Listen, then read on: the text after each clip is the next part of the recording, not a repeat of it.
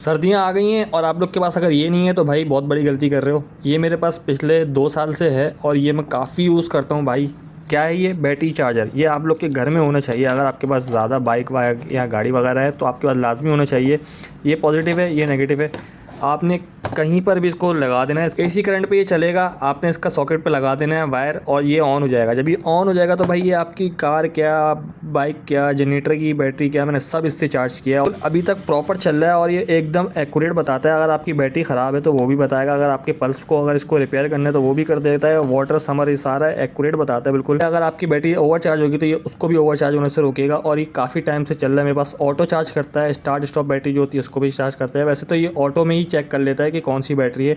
मैंने इससे जनरेटर की बैटरी चार्ज करके भी, अगर जनरेटर था भाई वो इसने चार्ज किया। ये आपकी कार की बैटरी होती है तकरीबन आधे घंटे में चार्ज कर देता है। बहुत ज़्यादा डेट है तो आधा घंटा, अगर मिनिमम डेट है तो ये 15 मिनट्स टू 10 मिनट्स ये चार्ज कर देता है। बाइक की बैटरी तो ये 5-10 मिनट में चार्ज कर देता है। बाइक की भी चार्ज करी है मैंने, छोटी से छोटी, अगर जैसे 110 होती है, 125 होती है तो उसमें जो बैटरियाँ होती हैं उसको चार्ज की कभी नीड पड़ती है तो वो भी आप इससे चार्ज कर सकते हो। बड़ी से बड़ी, छोटी से छोटी बैटरी आप चार्ज कर सकते हो। कोई सा भी ले लो भाई। मैं इसको स्पॉन्सर वीडियो नहीं कर रहा, इसमें फ़ैन भी होता है। कोशिश करना फ़ैन वाला आपने लेना है। जैसे ही आप चार्ज करोगे तो इसमें फ़ैन चलने लग जाएगा। और इसके मोड अगर आपको सेलेक्ट करने होंगे तो यहाँ से आपको मोड सेलेक्ट कर सकते हो और यहाँ से मोड सेलेक्ट होता है बाइक है, गाड़ी है, ऑटो है, तीनों में आप सेलेक्ट कर सकते हो। तो ये सारा सीन है।